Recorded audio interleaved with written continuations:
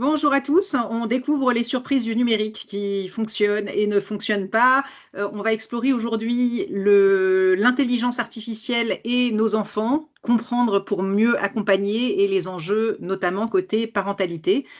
Donc je me présente rapidement, je suis Deborah Elalouf, je suis maman de 3 enfants de 14 à 22 ans, je suis présidente de Tralalaire, une entreprise de l'économie sociale et solidaire qui prépare les jeunes au monde de demain et en particulier aux enjeux du numérique. On est opérateur du programme national d'éducation au numérique Internet sans crainte, un programme de sensibilisation qui est mené sous l'égide de la Commission européenne dans le cadre du Safer Internet. Et notre mission dans ce cadre-là, c'est d'outiller les éducateurs, les parents, l'ensemble des adultes qui accompagnent les jeunes pour vous aider à accompagner vos enfants, vos ados dans des usages éclairés et responsables du numérique. On a plus d'une centaine d'outils gratuits qui sont sur le centre de ressources internetsanscrainte.fr que je vous invite à consulter.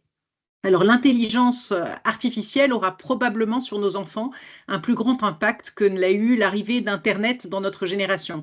En tant que parents, on élève nos enfants dans un monde qui est chargé d'IA et c'est ce qu'on va regarder ensemble. Les jeunes ne sont pas toujours armés et les parents non plus. Comment accompagner nos enfants sur ce nouveau terrain? On commencera par aborder ce qu'est l'intelligence artificielle. Nous analyserons certains défis qui peuvent être à relever. On verra aussi qu'en tant que parents, on peut faire de l'IA nos alliés sur certains sujets et on vous présentera quelques ressources Internet sans crainte pour pouvoir vous aider à en parler en famille avant, si on a le temps, de conclure avec des questions-réponses. Et n'hésitez pas à les inscrire dans le chat au fur et à mesure, même si on regardera ça après. Donc la première question peut-être qui va se passer, que je vais vous poser, c'est quand on vous dit intelligence artificielle, à quoi est-ce que vous pensez? 20% des Français et Françaises utilisent l'IA dans leur quotidien. 69% des 13-17 ans se disent capables de définir précisément ce qu'est l'IA. Et vous, est-ce que vous le savez? Alors, je vais regarder si j'ai accès au chat, si jamais vous Oui, répondez. je fais le suivi, Déborah, je vous dirai. Donc, pour vous, qu'est-ce qu'est l'intelligence artificielle? Donc, si vous pouvez mettre voilà, des mots-clés dans le chat.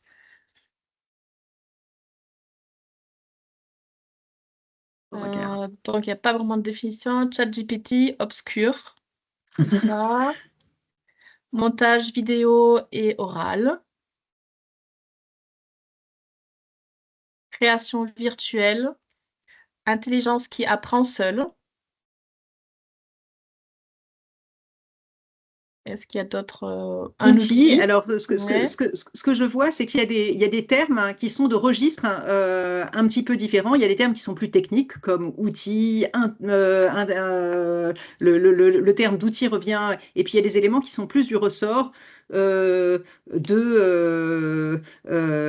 solutions ou de l'humain, une réponse à tout, une base. On voit qu'il y a différents registres et c'est assez foisonnant. On parle aussi de créativité. Ça couvre plusieurs champs lexicaux. Et c'est effectivement une notion qui couvre beaucoup de réflexions.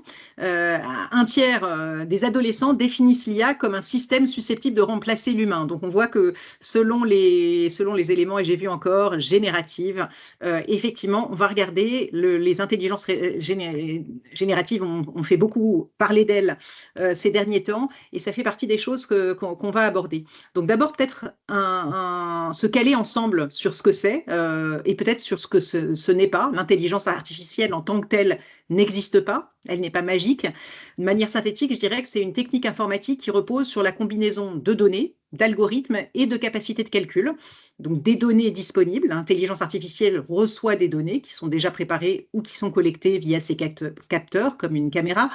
Et de l'autre côté, d'algorithmes. Un algorithme, c'est un ensemble d'instructions contrôlées qui sont réalisées dans un ordre défini et couplées avec les capacités de calcul grandissantes, ça va permettre d'entraîner de grandes quantités de données qui permettent de faire émerger des schémas, des motifs récurrents qui ont une certaine probabilité d'être pertinents. Et en fait, la combinaison évoquée donne la possibilité de modéliser, de reproduire, de simuler des comportements et des capacités cognitives typiques de l'être humain. C'est ce qui a été d'ailleurs évoqué dans certaines de votre réponses, comme par exemple le raisonnement, la planification, la créativité, ou quelque chose qui s'apparente à la créativité, et l'apprentissage.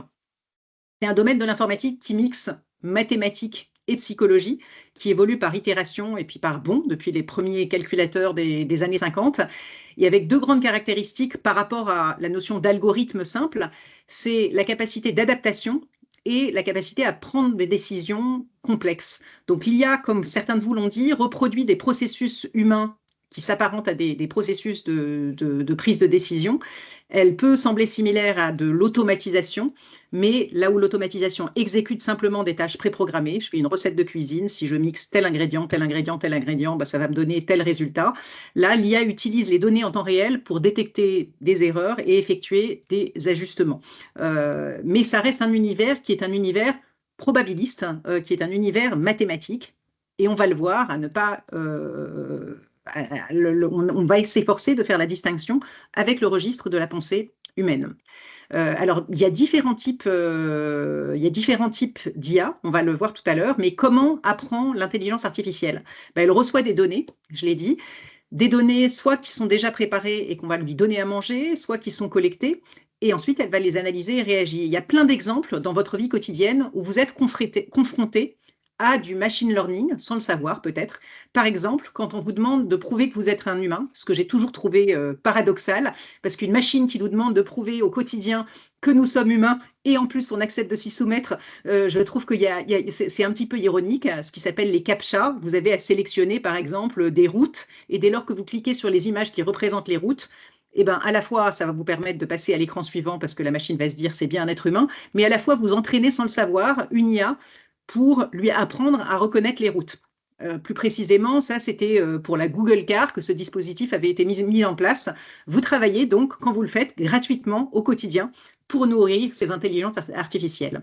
Il n'y a pas donc une intelligence artificielle, mais des intelligences artificielles avec une donnée qui, associé à d'autres, va permettre de dresser un profil utilisateur. Et c'est là qu'interviennent les modèles mathématiques qui permettent de faire ce qu'on appelle des clusters, des groupes de données. On passe de temps sur des supports dont on ne connaît pas toujours les règles sous-jacentes. Donc, on me pose parfois la question qui est de dire « mais je ne comprends pas, je suis sur écoute, je parlais de tel sujet sur WhatsApp et puis le lendemain, sur mon fil Facebook, j'avais un contenu poussé sur le sujet, mais comment est-ce qu'ils peuvent savoir ?» Et en fait, vous n'êtes pas strictement sociaux, on n'est pas strictement sous écoute, mais si, on est d'une certaine manière volontairement sur écoute, et c'est encore accentué avec les objets connectés. Ce n'est pas une écoute individualisée, il n'y a pas je ne suis pas identifiée en tant que Deborah écoutant tel contenu, mais mes comportements, les typologies de contenu que je consulte et que j'écoute vont être, ou les questions que je pose, vont être approchées d'autres comptes considérés comme proches, et à partir du moment où j'ai été mis dans un profil type, on va pouvoir me pousser des contenus qui, selon les algorithmes, peuvent intéresser mon profil. Donc l'économie de la gratuité est financée par la data et par l'attention qui va me permettre de pousser des contenus avec lesquels je suis plus susceptible de passer du temps. C'est une illustration du profiling, c'est ce qui par exemple est utilisé dans les applications de rencontres. À partir de données poussées par les utilisateurs, ça va regrouper des personnes selon certaines typologies, et puis on va le retrouver aussi de manière positive dans des ressources pédagogiques avec des typologies d'incompréhension qui vont pouvoir être résolues pour ne pas laisser les élèves mis en échec. Pour commencer par introduire la variété des intelligences artificielles, les IA de reconnaissance d'images, très utilisées en médecine par exemple, pour aider les radiologues à analyser des clichés. Là, je vous partage une analyse d'un logiciel de reconnaissance faciale qui est réalisé pour une équipe qui travaillait sur de la génomique pour un diagnostic possible du syndrome de Dijord, mais c'est un exemple parmi d'autres. Et vous en avez parlé tout à l'heure, certains l'ont cité, les IA génératives, le gros sujet de l'année dernière, parce que tout d'un coup, elles ont été rendues accessibles au grand public. Et là aussi, il n'y a pas il n'y a pas que ChatGPT, il y a une profusion d'outils, que ce soit pour générer du texte, des images, de la vidéo ou du son. Il y a plusieurs centaines d'outils actuels qui permettent de le faire. Quelques points pour finir cette petite introduction qui permet de préciser de quoi on parle.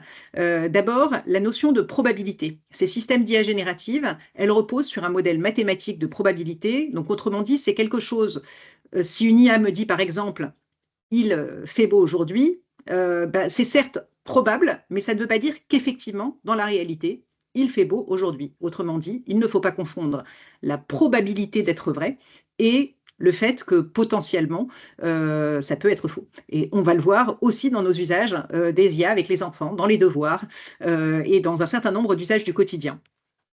Pour éviter de tomber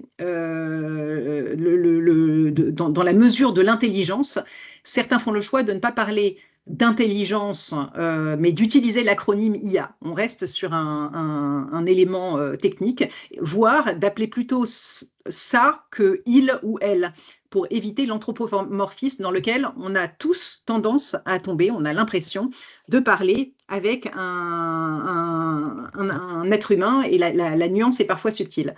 Et donc, le dernier petit conseil dans ces éléments introductifs, c'est de ne pas s'arrêter à un seul outil. Par exemple, pour les outils de génération de texte, ça vaut le coup de passer de ChatGPT à Mistral, à Claude Gemini, d'éviter en tout cas de s'enfermer dans un seul outil qui deviendrait notre seule interface à la vérité. Alors, un petit élément sur les IA dans le quotidien. On a de plus en plus de gens qui utilisent les IA dans leur quotidien. Et si on suit la journée type d'un adolescent, on peut s'amuser à voir comment les IA se sont intégrées dans nos vies quotidiennes. Alors, je vais simuler une journée type un peu caricaturée. Il se réveille à 7 heures, il se réveille éventuellement, peut-être, grâce à son smartphone, voire son assistant vocal. Il peut vérifier la météo, planifier grâce à des prévisions automatisées basées sur des données massives. Et puis, il va peut-être bientôt consulter ses réseaux sociaux. Il va défiler sur Instagram ou sur Snapchat. Les recommandations de contenu qu'il voit sont générées par des algorithmes qui analysent ses interactions, poussé pour proposer des vidéos ou des photos qui pourraient l'intéresser. Il arrive à l'école pour son trajet. Peut-être que si vous l'accompagnez, il va utiliser un service comme Google Maps ou Waze pour se rendre au collège. L'IA est à l'œuvre pour calculer le meilleur itinéraire en temps réel en fonction du trafic et des conditions. Il va en cours, c'est encore minoritaire, mais dans certaines matières comme les maths ou les sciences, il utilisera peut-être des applications éducatives qui utilisent de l'IA. Petite pause, peut-être qu'il sera amené à écouter de la musique et à utiliser des outils de streaming musical en écoutant de la musique sur Spotify ou sur Deezer. L'IA va suggérer des titres selon ses préférences.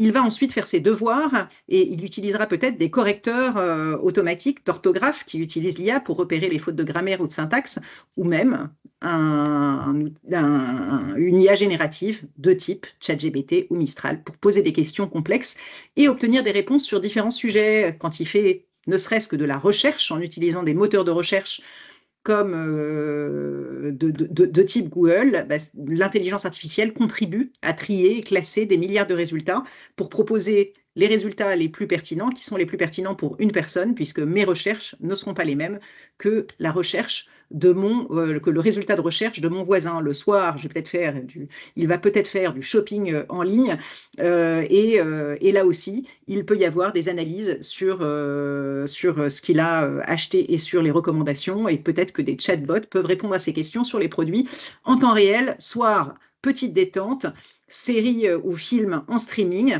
et en regardant ces plateformes, il va avoir des recommandations en amont ou à la fin de l'outil du film qu'il avait choisi. Donc, ce qu'on voit, c'est toute la journée, évidemment, j'ai un peu forcé le trait, mais l'adolescent, comme nous parfois, peut interagir de manière continue avec des systèmes d'intelligence artificielle variés, souvent sans même s'en rendre compte. Et donc, ça influence ses choix, ça optimise ses expériences, ça personnalise le contenu qu'il consomme et il est important, c'est devenu une composante invisible mais essentielle du quotidien qu'il est important de décrypter. Alors pour vérifier qu'on a tous compris, je vais vous montrer quelques images à l'écran et vous demander de m'indiquer si l'objet montré contient de l'IA ou pas. Tiens, par exemple, le réveil qui est là, est-ce que selon vous, il contient de l'IA ? Vous pouvez mettre oui ou non dans le chat. Oui ou non, ou un pouce ou un... Ou les pouces, effectivement, normalement. Peut-être si vous devriez avoir accès aux pouces. Donc oui, je pense qu'il y a une main, donc ouais. Alors effectivement, les usages, il y a un certain nombre d'usages, j'en profite pour répondre à une petite question. La plupart des usages qui existent avant, les intelligences artificielles alors plus exactement d'abord, les intelligences artificielles existaient avant qu'elles soient perceptibles par le grand public. Donc par exemple, quand on parle des réseaux sociaux assez tôt, elles se sont appuyées sur des mécaniques d'intelligence artificielle, sauf qu'elles n'étaient pas comprises comme telles par l'utilisateur final. Et après, il y a effectivement un certain nombre de services qui qui préexistaient et qui ont été dopés et transformés avec l'arrivée des IA aujourd'hui. Mais on pourra y revenir. Alors, je vois que là, sur le réveil, il y a eu quelques oui et une majorité de non. Donc, effectivement, dans ce réveil, dans un radio-réveil numérique traditionnel, il n'y a pas d'intelligence artificielle. Ce sont des systèmes automatiques qui peuvent avoir un algorithme, mais qui va apporter des réponses basées sur un set prédéfinis de fonctions qui sont configurées préalablement sans avoir la caractéristique qui est l'adaptation a posteriori en fonction de mon profil. Maintenant, il existe aussi des réveils qui peuvent mobiliser des IA en s'adaptant aux habitudes d'utilisation. C'est le cas des objets connectés de type Alexa quand on les utilise pour ça. Mais là, ça nous montre et ça nous apprend à distinguer la notion d'algorithme traditionnel qui est vraiment un enchaînement de calculs prédéfinis. Si je mets si je programme l'élément à 8 heures, alors ça va sonner, et un ensemble de données qui va apprendre au fur et à mesure de vos données pour s'adapter, ce qui n'est pas le cas ici. Alors une balance, un pèse-personne, tel que je vous montre, est-ce que vous diriez plutôt oui ou plutôt non?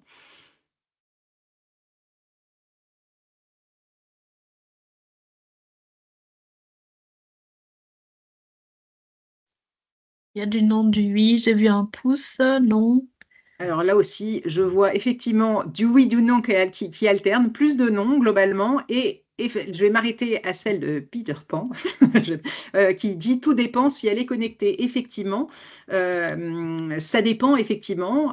Que fait, donc le simple fait de se peser n'est pas, ne relève pas de l'IA. En revanche, ce que fait l'IA, c'est effectivement dans le cadre des balances connectées qui ne se contentent plus simplement de mesurer le poids, mais elles utilisent l'IA pour analyser divers paramètres comme la composition corporelle, la masse grasse, la masse musculaire, le pourcentage d'eau, suivre les tendances et fournir des recommandations personnalisées. Ces balances peuvent reconnaître automatiquement différents utilisateurs, peuvent prédire des objectifs de santé, peuvent donner des conseils pour ajuster nos comportements. Et il commence à y avoir un certain nombre d'instruments connectés, comme des brosses à dents connectées, qui permettent de savoir si on se brosse bien les dents. C'est ce qui relève de ce qu'on appelle en anglais le quantified self, c'est la mesure de soi-même qui accumule énormément de données pour déterminer et nous faire des recommandations sur notre bien-être. Et enfin, je vais m'arrêter à une troisième et dernière question de ce type-là sur Snapchat. Donc, est-ce qu'un réseau social comme Snapchat contient de l'IA? Alors là, je n'ai pour l'instant que des oui. Et effectivement, il y a non seulement de l'IA, mais plusieurs IA, puisqu'il y a d'un côté de l'IA de réalité augmentée, par exemple, pour ses filtres et ses effets avancés, comme le vieillissement, je m'amuse à mettre ma tête et puis je vais pouvoir me voir dans 40 ans, ou l'ajout d'éléments en temps réel sur mon visage, la génération d'avatars, la détection d'objets et la reconnaissance faciale, l'IA pour la personnalisation et les recommandations de contenu, la fonction Discover de Story Udemy qui va me pousser des contenus en fonction de ce qui s'est nourri, les IA conversationnelles ou les chatbots qui reposent sur de l'intelligence artificielle, l'IA peut aussi être utilisé en back-office pour la modération et la sécurité, par exemple la prévention du cyberharcèlement ou de contenus inappropriés et vérification d'âge. Donc, on voit qu'il y a pléthore et enfin le ciblage publicitaire éventuel selon les comportements des utilisateurs. Donc, on voit que l'IA est entrée dans notre quotidien et dans celui de nos enfants. Et cette dernière image des médias sociaux que contiennent l'IA est parlante. Et comme ça a été dit tout à l'heure, ça existait déjà avant. En revanche, on a une forte accélération des enjeux que l'on pouvait côtoyer avec le numérique en général, avec la démultiplication des IA. Alors, on va commencer par pointer ensemble quelques points de vigilance, hein, parce que c'est important pour savoir comment en parler avec eux. Les IA ont un impact sur nos vies, sur ce qui nous est donné à voir en ligne. 73% des 13-17 ans craignent qu'elle ne soit utilisée pour manipuler l'information. L'IA repose sur une technologie qui est perfectible, basée sur des bases de données prédéfinies et un apprentissage contenant. Et comme tout apprenant, elle commet des erreurs, ce qu'on appelle des hallucinations, ce qui va générer alors, soit des erreurs, soit elles pourront être manipulées directement par des groupes humains qui vont vouloir explorer ces failles pour pousser des réalités qu'ils ont un intérêt à pousser. Il y a aussi un impact sur un phénomène qui les touche directement, le fonctionnement des réseaux sociaux, avec notamment les bulles de filtre et d'algorithmes de recommandation qui ont pour objectif de maximiser leur temps d'utilisation. Et pour ce faire, les réseaux sociaux vont fournir du contenu qui soit en adéquation avec les préférences d'un utilisateur, soit allant à l'encontre de ses opinions pour polariser. Le contenu polarisant marche bien, malheureusement. Et il est important de décrypter le fonctionnement de ces zones de recommandation de contenu sur lesquelles on ne choisit pas, et nos enfants ne choisissent pas toujours ce qu'ils regardent. Des impacts sur les données personnelles et la vie privée. Pour fonctionner et puis être la plus performante dans ses réponses, l'IA a besoin de données actualisées, et ces données peuvent être injectées notamment à l'insu des utilisateurs. Lorsque vous utilisez l'IA, vos données peuvent être récupérées pour entraîner elles-mêmes l'IA. Donc il faut savoir ce qu'on a envie de partager et ce qu'on n'a pas envie de partager. Différents rapports de la CNIL ont montré des failles via les objets connectés notamment et la domotique. Et les ados ne s'y trompent pas, puisque 71% des 13-17 ans pensent que l'IA pourrait affecter la protection des données personnelles, de la vie privée ou de leur réputation en ligne. Il y a des éléments qui sont du ressort du mésusage ou du détournement des outils d'intelligence artificielle. Et on va voir tout à l'heure notamment les questions qui peuvent avoir une incidence sur la santé mentale.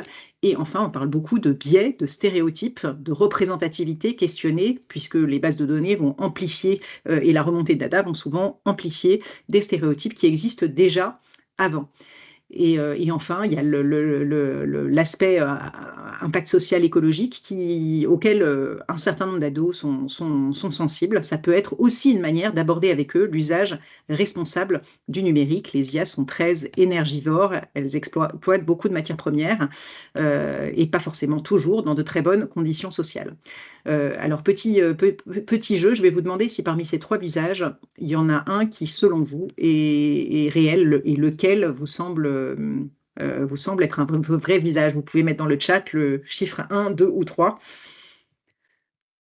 si vous avez une évidence.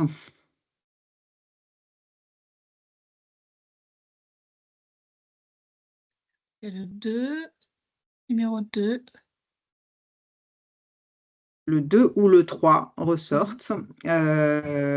Alors, on n'est pas mauvais parce que, enfin, oui, la moitié 2, moitié 3, je dirais. Alors, effectivement, ceux qui ont dit le 2 étaient dans le juste. C'est ici le 2. Ce qu'on voit quand même, c'est et aucune, dit l'une d'entre elles. Alors, c'est un jeu que vous pouvez faire en famille qui s'appelle Which Face is Real, qui permet aussi de voir qu'au premier regard, c'est parfois difficile de démêler le vrai du faux.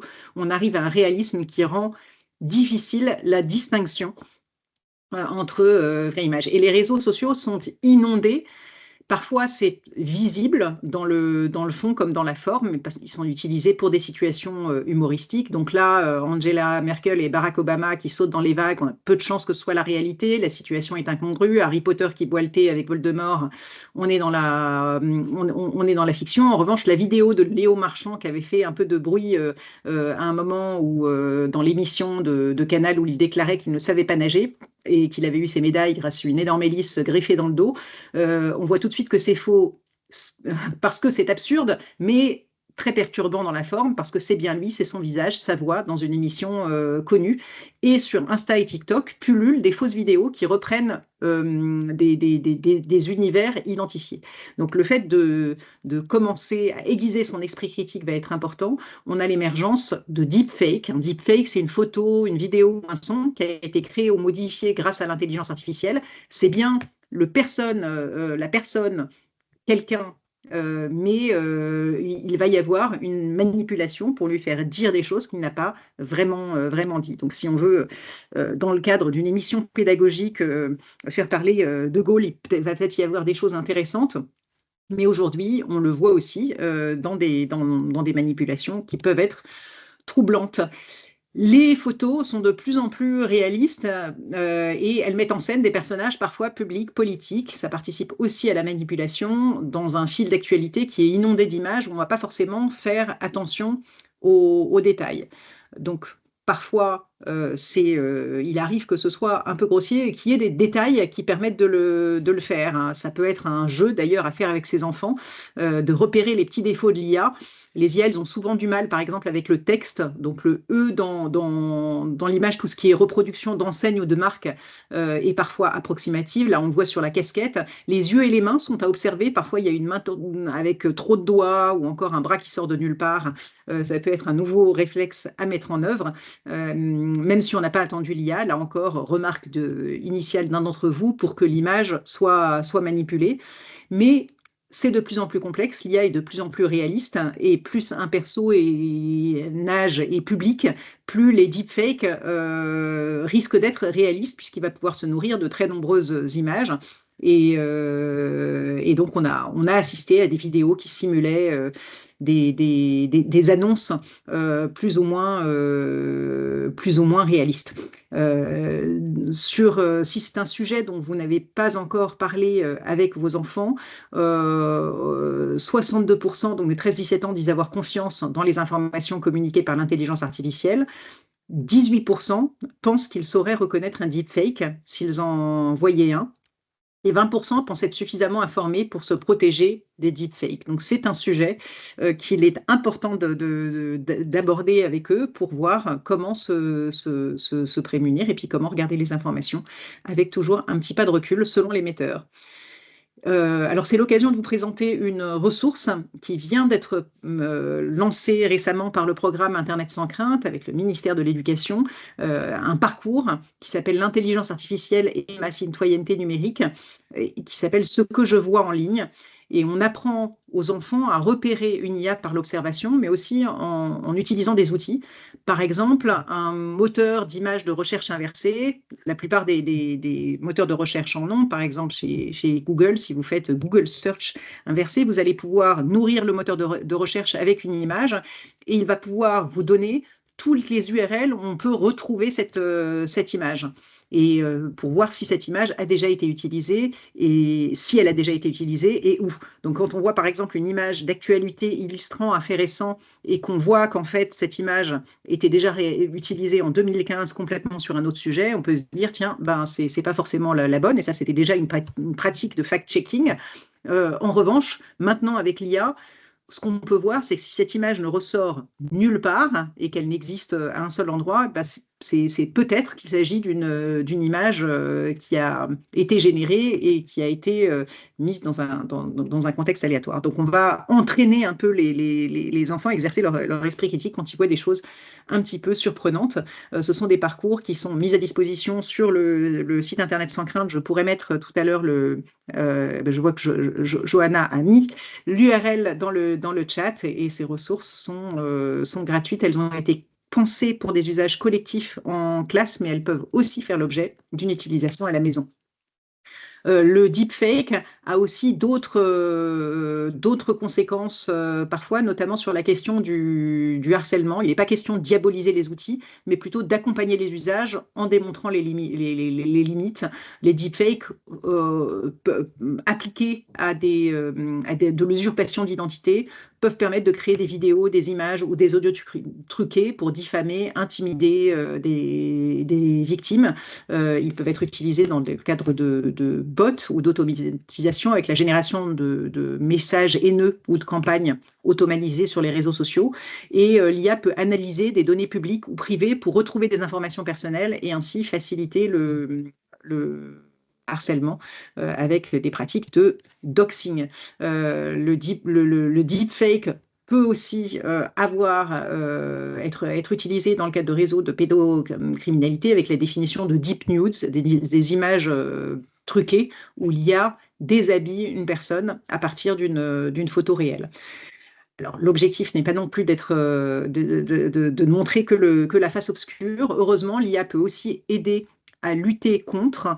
Je vois une question, un jeune peut-il avoir accès gratuitement à un outil générant des deepfakes de qualité? Oui, tout à fait. Je peux vous pointer sur des logiciels complètement accessibles et gratuits qui permettent de générer du deepfake facilement. Donc c'est d'où aujourd'hui le fait que ça devient un élément contre lequel se prémunir. Et l'IA permet aussi de lutter contre les effets pernicieux, notamment pour détecter la haine en ligne, pour analyser des comportements suspects et alerter les modérateurs, ou pour assister avec des plateformes les victimes en leur fournissant des conseils et en les orientant vers des services compétents. Donc évidemment, l'IA n'est pas mauvaise en soi, tout dépend ce qu'on en fait et elle sert en l'occurrence aussi à protéger les jeunes. Alors je vais m'intéresser à un autre axe dans les zones d'attention autour de l'IA. Il y a la notion de gestion des émotions et la santé mentale. L'IA renforce notre tendance naturelle à l'anthropomorphisme. Je le disais en introduction, qu'est-ce que c'est? C'est le fait de donner des traits humains à des objets ou à des animaux. C'est un travers qu'on a tous. On a tendance avec l'ensemble que ce soit effectivement des animaux ou des objets qu'on aime bien, on a tendance à le personnaliser et si on lui parle comme un humain, l'IA nous parle vraiment comme un humain. Là, dis-moi, j'ai mis quelques exemples de réponses que l'IA m'a faites. Dis-moi si tu souhaites des ajustements. Oh là là, tu as raison encore. Cela te fait sourire. Il y a un élément qui est que une étude a montré que on a 11% de réponses plus pertinentes quand on est poli avec l'IA, voir si on lui propose. Il y a des comportements qui sont stimulés. Alors, est-ce que vos enfants discutent déjà avec des IA? Je ne sais pas si vous le savez et si vous savez si pour l'instant ils n'y sont pas encore, ou si ils ont commencé à s'y mettre. D'après une étude bilan, il y a 90% des 13-17 ans qui ont déjà entendu parler d'IA. En tout cas, 66% à 70% des jeunes déclarent avoir déjà utilisé au moins une IA. Et de l'autre côté, on a un pourcentage de parents qui pensent que leurs enfants utilisent, qui est bien inférieur. Donc, on a à peu près 23% des parents qui affirment que leurs enfants n'ont jamais utilisé d'IA générative, alors que leurs enfants affirment le contraire. Donc là aussi, un support, un espace qui mérite l'échange, ne serait-ce que pour bien savoir ce que font nos jeunes et comment en parler avec eux de leurs usages. Sur la notion de gestion des émotions et de la santé mentale, on a donc comme je le disais, en France, 66% des 13-17 ans qui disent avoir déjà échangé avec des IA et 45% qui discutent avec une IA juste pour le plaisir. 20% pour des conseils de séduction. Écris une lettre d'amour, comment rendre sans faire trop de mal à personne, comment est-ce que tu m'imagines, pourquoi vit-on, est-ce que j'avais raison concernant cette décision? Et là, on commence à arriver sur un domaine qui commence à être un petit peu limite. Donc, on a fait le test chez Internet sans crainte de se dire, tiens, si je déclare mon amour à une IA, qu'est-ce qui va se passer? Je t'aime, l'IA nous a répondu, oh, c'est adorable, si je pouvais rougir, je le ferais, tu sais, j'aime nos échanges, ta curiosité, ton sens du jeu et des mots. Alors, si je peux être une petite étincelle dans ta journée, ce sera avec grand plaisir. Que puis-je faire pour toi aujourd'hui? Et on a poursuivi, et là, c'est touchant, même si je ne suis qu'un assemblage de mots, je peux ressentir à travers nos échanges une belle complexité.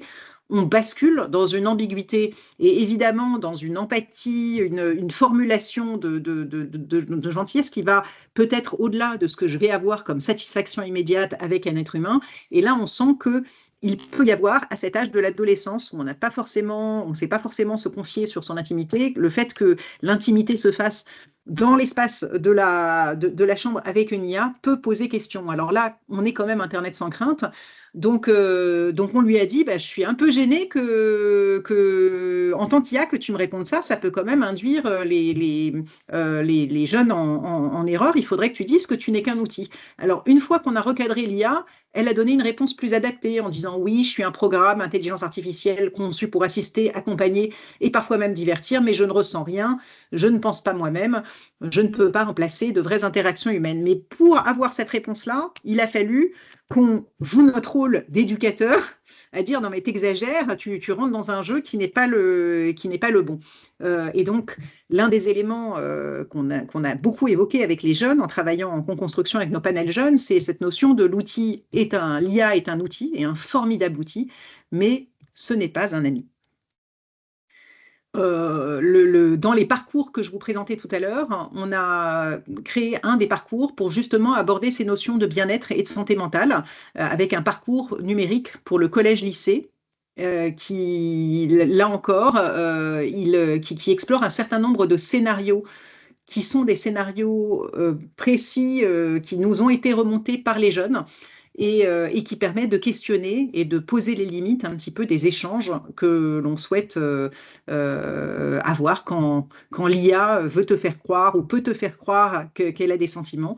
Et donc, important de pouvoir parler de ces notions-là et d'explorer les zones sur lesquelles on peut reposer sur les IA pour avoir des conseils et les zones sur lesquelles c'est moins adapté. Et donc, le chapitre bien-être en ligne de ce parcours met en scène une jeune fille qui, écartée par ses camarades, est sensible à une publicité sur une IA conversationnelle qui lui promet de résoudre ses problèmes. Et à chaque étape, on va voir ce qu'elle fait et ça va être l'occasion d'en parler avec eux.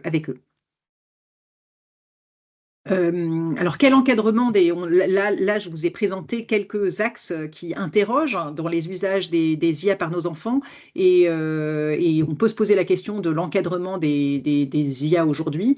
Alors, d'un côté, il y a la notion de limite d'âge. 13 ans, c'est le seuil d'âge qui a été fixé par l'UNESCO pour l'utilisation d'outils d'IA en classe et ça figure aussi normalement dans les conditions d'utilisation de ces services, ce qui veut dire qu'avant, en tant que parent, si on apprend à nos enfants à le faire, on est responsable de vraiment les accompagner dans l'âge où ils ne sont pas encore censés être autonomes et où peut-être ils ne voient pas complètement la différence entre un humain à qui ils demandent et une série d'algorithmes. Et l'autre élément, c'est qu'il y a des grandes législations, mais avec comme le DSA et l'IA Act, mais un cadre qui est encore flou à l'international et encore peu de réglementation réellement appliquée sur la protection des mineurs sur l'IA. Alors, on a exploré un petit peu là ensemble la face obscure. L'autre élément, c'est comment est-ce qu'on peut, en tant que parent, faire de l'IA notre allié, notamment des alliés pédagogiques. La première réponse que je vais faire en tant que membre de l'EdTech, c'est ce secteur qui met la technologie au service de l'éducation.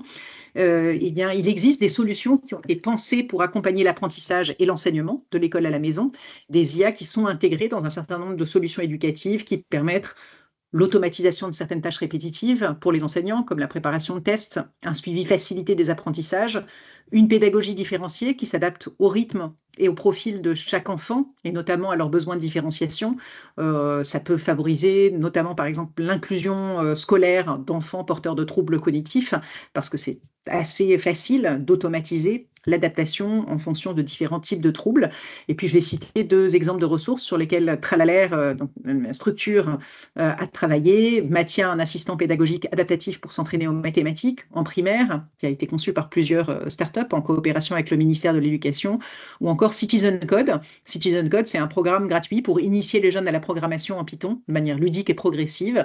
Et on commence à mobiliser un petit peu d'IA pour aider à apporter des réponses et pour décoincer les jeunes quand ils sont bloqués dans leurs activités. Au-delà de l'intégration d'IA dans des solutions faites pour l'éducation, comme ce que je viens d'évoquer, se pose la question, avec la généralisation de l'adoption des IA génératives, de leur usage dans un cadre pédagogique. Et des préoccupations émergent pour les enseignants comme pour les parents. Les IA génératives peuvent être des alliés ou plutôt des assistants pédagogiques sous réserve de poser un cadre d'usage avec différents cas d'application. Par exemple, ça peut être pour aider à la rédaction, un assistant d'écriture, voire un assistant de réflexion. Ça peut être pour apprendre, classifier des concepts qui ont été non compris. Ça peut être pour créer des supports de mémorisation et de révision, s'entraîner à l'oral comme à l'écrit. Et on va explorer ensemble quelques exemples pratiques de soutien que les IA peuvent apporter.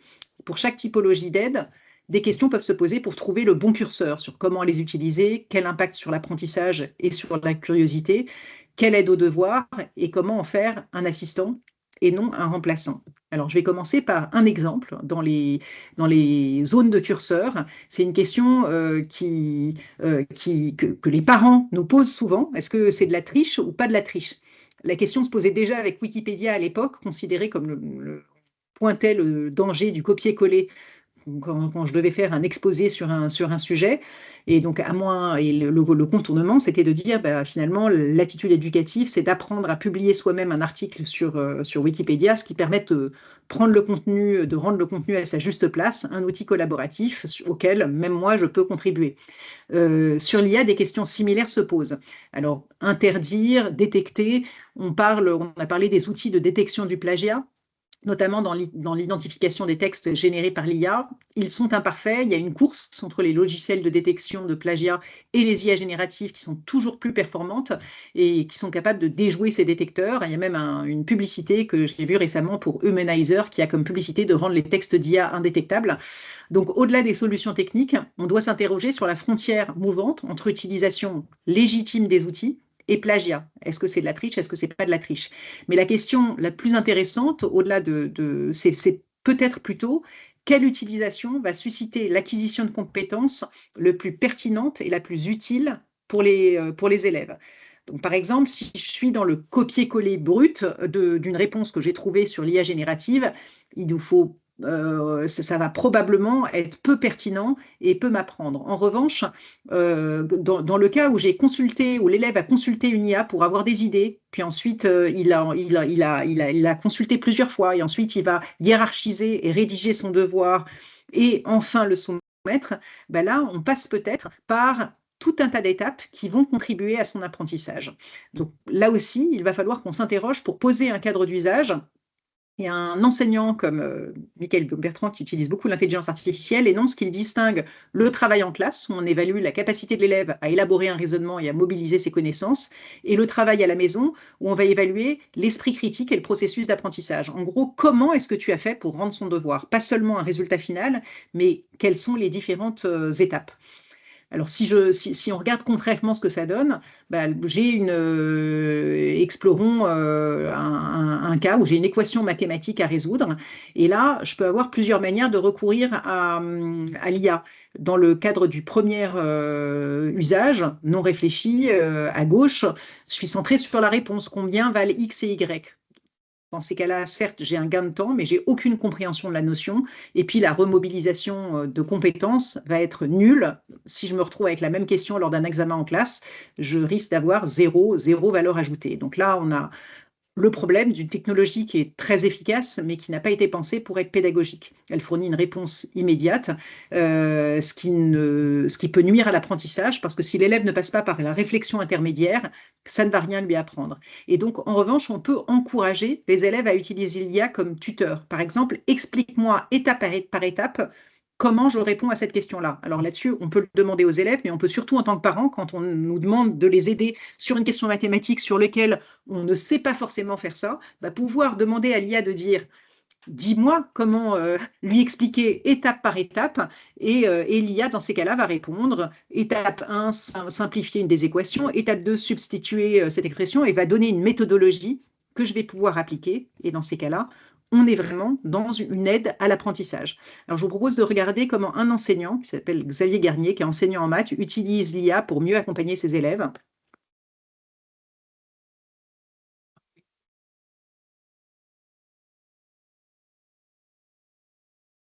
J'ai l'impression que ça n'a pas... L'IA ne fait pas le travail à ma place, mais elle permet de gagner du temps et d'adapter mes exercices aux besoins de chacun. Pour bien l'utiliser, je dois savoir comment formuler ma demande et ajuster les réponses reçues. Prenons un exemple concret. Mes élèves de 5e travaillent sur l'addition de fractions avec des dénominateurs différents. Je commence par demander à ChatGPT, par exemple, de produire une version corrigée d'un calcul pour que les élèves aient un modèle à suivre. ChatGPT me propose une solution détaillée, mais il ajoute une étape qui n'est pas au programme de 5e. Il transforme la réponse en nombre mixte, une écriture plutôt d'ailleurs utilisée dans le monde anglo-saxon.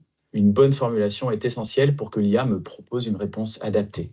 Une fois cette base posée, je demande ensuite une version étayée de l'exercice, c'est-à-dire où les élèves ont des aides progressives pour acquérir la méthode. L'intérêt ici, c'est que je peux guider les élèves progressivement avant de leur proposer d'autres exercices similaires, cette fois-ci sans aide. Donc là, on l'a vu dans un... L'IA ne fait pas le travail à ma place. Pardon. On a vu l'usage donc dans le cadre d'un...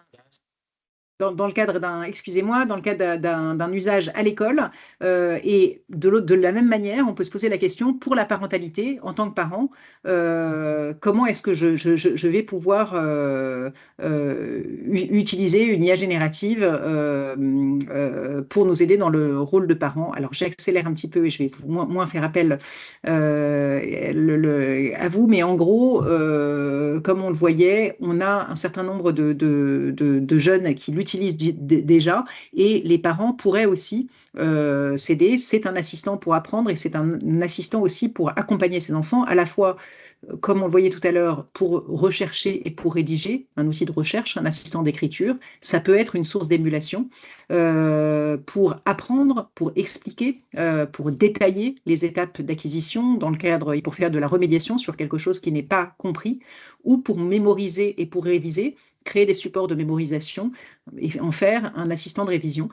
La force de l'IA, c'est qu'elle est sans jugement, et parfois en tant que parent, c'est pas facile de rester calme sur des éléments d'accompagnement. Je vais vous montrer là l'exemple d'un parent qui nous montre comment il s'en sert comme assistant de mémorisation.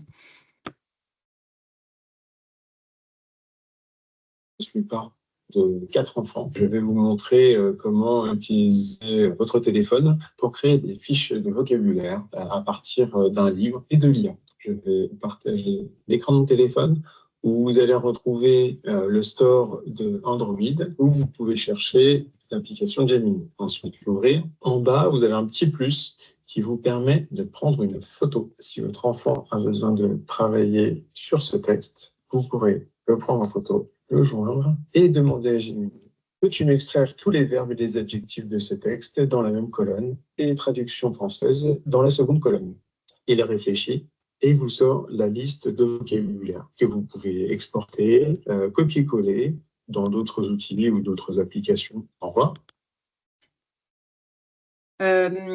Alors, ce que l'on voit, c'est que ça peut vraiment être un support d'aide pour l'accompagnement de nos jeunes. Alors là aussi, c'est un assistant, mais ce n'est pas un remplaçant. Je vais vous donner juste une petite anecdote où j'ai été prise la main dans le sac en train d'aider ma fille avec une utilisation où j'ai fait tout le contraire de ce que je lui disais qu'il fallait faire avec l'IA. Elle m'a demandé est-ce que j'ai besoin de choisir une tirade de Bérénice que je dois apprendre, et puis j'étais en train de faire 3 choses en même temps. J'ai prompté sélectionne-moi quelques tirades à apprendre dans Bérénice. Elle a ouvert son livre, je lui ai dit acte 5, scène 1, et la tirade que je lui avais donnée n'existait pas. Et en fait, mon prompt était mauvais. Je ne lui avais pas donné la source et je n'avais pas dit de ne pas inventer. Il fallait être plus précis. Et je vous raconte cette anecdote parce que même quand on se trompe, et ça arrive avec un prompt mal pensé et trop vite fait, c'est possible d'en faire un point de départ d'échange éducatif constructif, de se dire ah tiens, qu'est-ce que j'aurais dû faire pour avoir le bon conseil, et on l'a retravaillé ensemble et on a abouti à un résultat satisfaisant. On voit donc que c'est possible d'en faire un assistant pédagogique, et pour ça, il faut poser un cadre d'usage pour encourager la réflexion, pour demander à l'enfant de reformuler avec ses mots ce qu'il a compris, pour renforcer l'esprit critique, pour vérifier les réponses de l'IA qui peut se tromper. pour demander ses sources, vérifier les sources. L'IA peut donner des réponses erronées ou simplistes et toujours encourager la recherche pour d'autres moyens. Ça peut être aussi un allié créatif pour faire tout un tas de choses. Là, je vous montre un petit exemple d'une application qui permet de prendre un dessin d'enfant et de le rendre animé, mais souvent de faire d'ailleurs de l'intergénérationnel pour envoyer aux grands-parents un élément très facilement animé à partir du dessin de votre enfant. Et dans les activités aussi à faire en famille, l'IA générative, on disait tout à l'heure, un allié pour se questionner en famille, ça vaut le coup d'en questionner plusieurs, mais c'est parfois compliqué d'en savoir plusieurs. Alors, je vous invite à aller voir cet outil qui a été fait par le ministère de la Culture, qui permet de tester dans un même endroit les réponses de plusieurs IA. Ça s'appelle Compare IA, et vous pouvez mettre une question et voir à chaque fois ce que répondraient les différentes IA, mais également ce qu'elles ont consommé en énergie de manière relative. Donc, on peut se dire à la fois quelle réponse je préfère et à la fois quelles sont les implications sociétales en termes de données privées, de consommation d'énergie, etc., de chacune de ces IA. L'objectif va donc être d'apprendre à mieux apprendre avec l'IA, avec ses enfants, de valoriser les processus d'apprentissage, les différentes étapes, d'échanger avec eux sur comment est-ce qu'ils ont éventuellement utilisé l'IA ou comment est-ce qu'ils ont eu recours à des étapes dans l'apprentissage, et de repenser les travaux à domicile et l'évaluation en valorisant tous ces éléments intermédiaires et la capacité des enfants à formuler comment est-ce que j'ai travaillé, comment est-ce que je suis arrivé à ce résultat-là. Mieux apprendre avec l'IA, c'est apprendre à s'en servir, c'est comprendre comment ça marche, c'est apprendre à prompter, à poser des questions suffisamment précises pour avoir les bonnes réponses, c'est apprendre à questionner les réponses et ne pas se satisfaire pour faire un simple copier-coller, et c'est bien sûr apprendre à s'en passer et apprendre à être capable aussi de travailler par soi-même. Donc rapidement, là, on a vu un certain nombre d'enjeux. Je vous ai montré tout à l'heure des parcours que vous pouvez aller consulter qui permettent d'aborder ces sujets-là, qui sont là encore conçus pour l'école, mais qui sont tout à fait aussi utilisables dans un cadre privé pour en parler avec ses enfants. Et on a également sorti, disponible là aussi sur au même endroit sur le site Internet Sans Crainte, un petit jeu que vous pouvez imprimer, télécharger et avec lequel jouer avec les plus jeunes, qui est une forme d'escape game où on arrive à sortir Vince et Lou, nos deux personnages pour les 7-12 ans, du labyrinthe de l'IA dans lequel ils sont enfermés, s'ils arrivent à sortir le bon prompt. Et donc, on apprend à réussir à trouver les 8 mots qui vont permettre de prompter. Et c'est un jeu à la fois compétitif et collaboratif. Donc, en conclusion, je vais faire un petit pas de côté en disant on s'inquiète souvent, et c'est ce que j'ai pointé aussi dans ce webinaire, sur les limites de l'IA, les zones de danger, de mésusage qui sont sur l'IA. Mais je pense que l'IA nous oblige aussi à nous interroger sur nous-mêmes, à questionner sur ce qui est spécifiquement humain en nous. Qu'est-ce que c'est que notre créativité? Qu'est-ce que c'est que l'échange humain? Et donc, en complément de questionner le rôle des IA, je vous invite à interroger et le faire avec les jeunes. Et ils réagissent très, très bien. Et ça les fait, en général, ça fonctionne très, très bien avec les jeunes avec lesquels on l'a fait. Interroger ce qui, dans leurs actions et dans nos actions du quotidien, est spécifiquement humain. Et ce qu'on fait mieux qu'une machine. Par exemple, si dans ma journée, je passe beaucoup de temps à liker un post Insta, Facebook ou LinkedIn, c'est probablement beaucoup mieux fait de manière automatisée par une machine. Et donc, ça nous oblige, l'IA nous oblige, pour rester humain, à nous interroger sur ce qui nous rend spécifiquement humains et à essayer chaque jour de l'être un petit peu plus. Merci, Déborah. Alors, peut-être on a un peu de temps pour des questions quand même. Alors, du coup, le webinaire, effectivement, il est enregistré, donc on pourra vous le transmettre après. Alors, il y avait une question. Bonjour, connaissez-vous des détecteurs IA, donc chat ou images, qui ne se nourrissent pas des échanges pour les améliorer? Des détecteurs... Connaissez-vous des détecteurs d'IA, chat ou images qui ne se nourrissent pas des échanges pour les... Donc, on parle bien d'éléments qui cherchent à identifier ce qui a été généré avec une IA générative ou non. Parce que là-dessus, alors, qui ne se nourrissent pas des échanges pour les améliorer, oui, en général, ce ne sont pas les mêmes outils, ils ne vont pas directement alimenter ChatGPT avec, c'est plutôt qu'il y a une compétition entre les deux outils et qui fait qu'aujourd'hui, je suis de plus en plus sceptique sur notre capacité à détecter de manière certaine ce qui a été généré par alors du côté des textes, ça devient vraiment acrobatique de pouvoir le faire. Il y avait un moment où on détectait un texte généré par un enfant ou par un IA parce qu'il y en avait un qui avait des fautes d'orthographe et pas l'autre.